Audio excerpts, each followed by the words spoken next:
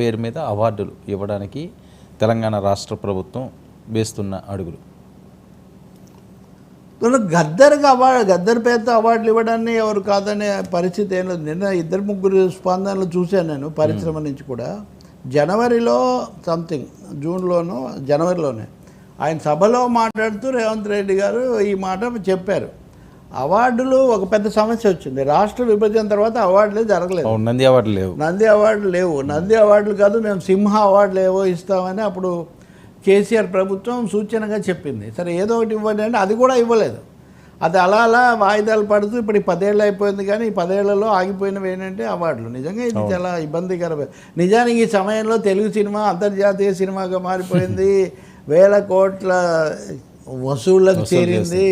ప్రఖ్యాతి కాస్త పైకి చేరిన పరిస్థితి. ఇలాంటప్పుడు అవార్డులు ఇవ్వటం అనేది నిజానికి ఆగిపోయింది. ఎనీవే రేవంత్ రెడ్డి గద్దర్ పేరుతో అవార్డులు ఇస్తాను అని అన్న తర్వాత నిన్న ఆయన మళ్ళీ మొన్న ఒక సభలో మాట్లాడుతూ ఇలా చెప్తే ఎవరు స్పందించలేదు, ఏం ముందుకు రాలేదు అని ఆయన ఒక వ్యాఖ్యానం చేశారు. అయితే ఆ తర్వాత ఐ థింక్ మిత్రుడు తమ్మారెడ్డి భరద్వాజ లాంటి వాళ్ళు, తర్వాత బి నరసింహరావు డైరెక్టరు, వాళ్ళిద్దరు కూడా మేము స్టడీ చేశాము, కొన్ని ప్రతిపాదనలు వచ్చాయి, వీటిని చెప్పడానికి మేము అపాయింట్మెంట్ అడిగితే మాకు అపాయింట్మెంట్ దొరకలేదు. ముఖ్యమంత్రిని మేమేమి క్యాజువల్గా కలవలేం కదా, కాబట్టి మాకు అపాయింట్మెంట్ రాకపోవడం ఏంటో మరి వాళ్ళ ఆలోచన ఏంటో తెలియదు. ఎవరికి కూడా అవార్డులు ఇవ్వడం అనే దానికి ఏమీ ప్రతికూలత ఏం లేదు అన్నారు. ఆ తర్వాత విశ్వంభర అవార్డులు నారాయణ రెడ్డి గారు దాంతో ఇచ్చే దాంట్లో స్వయంగా చిరంజీవి మధ్య కొంచెం యాక్టివ్గా ఉంటున్నారు కదా, మీడియాలో ఇవన్నీ కూడా మాట్లాడుతున్నారు. మొన్నే ప్యారిస్ ఒలింపిక్స్ కూడా వెళ్ళి వచ్చారు, అదొక ఇది. సో ఆయన మాట్లాడుతూ గద్దర్ లాంటి ప్రజా కళాకారుడి పేరుతో అవార్డులు ఇస్తే చాలా స్వాగతం, దాని మీద మాకు 2 అభిప్రాయాలు ఏమీ లేవు, దాన్ని పూర్తిగా అమలు జరపాలి, రేవంత్ రెడ్డి గారి ప్రతిపాదన నేను స్వాగతిస్తున్నాను అన్నారు. ఐ థింక్ రేవంత్ రెడ్డి కూడా ఉన్నారు వేదిక మీద, చిరంజీవి అన్నారు, రేవంత్ రెడ్డి కూడా ఉన్నారు. ఇంకా అటువంటిప్పుడు దీన్ని పరిష్కారం చేసుకోవచ్చు. బయట విన్నాం సార్, బయట ఉంది, ఉంటే వేయండి, మోస్ట్ బయట ప్లీజ్. ముందుకు వెళ్తున్నాయంటే అలాంటి ప్రోత్సాహం, అలాంటి ఉత్సాహం ఉండబట్టే. సో ప్రభుత్వ పరంగా కూడా అలాంటివి ఉంటే కనుక ఇది మరింత ముందుకెళ్ళడానికి అవకాశం ఉంది. అది గుర్తెరిగి ఈ రోజున ఆ అవార్డులు మళ్ళీ మనం రెజ్యూమ్ చేస్తాం, ఆ నిర్ణయం తీసుకోవడం, దానికి పేరు ప్రజా గాయకుడు.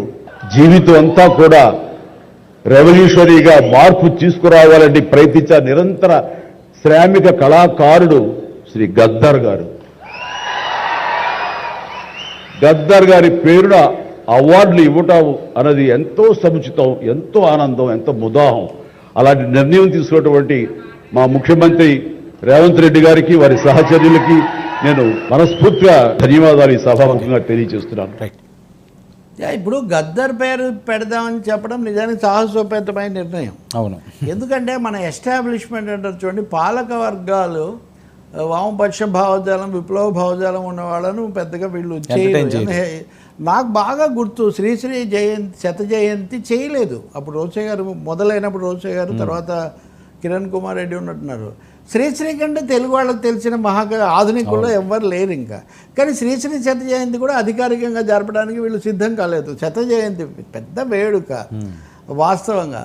సో ఎన్నిసార్లు మాట్లాడినా అటు ఇటు చేసి ఏదో పైగా సైడ్ లైన్స్లో ఏదో కార్యక్రమం చేశారు. కానీ ఎందుకంటే నాకు అర్థమైంది ఒకటే, శ్రీశ్రీ భావజాలము, ఆ విప్లవ పదజాలము అవన్నీ కూడా వీళ్ళకి జీర్ణం కావు. కాబట్టి గద్దర్ విషయంలో కూడా, గద్దర్ అంటేనే మనకు బండి వెనక బండి కట్టో లేదా ఇంకొకటి, అన్ని ప్రతిసారి పోరు తెలంగాణమా, కోట్లాది గానమా ఒకటి కాదు కదా, జంషమ్మల్, మరి కళ, జరి అన్నీ విప్లవ పాటలు, ఊపు.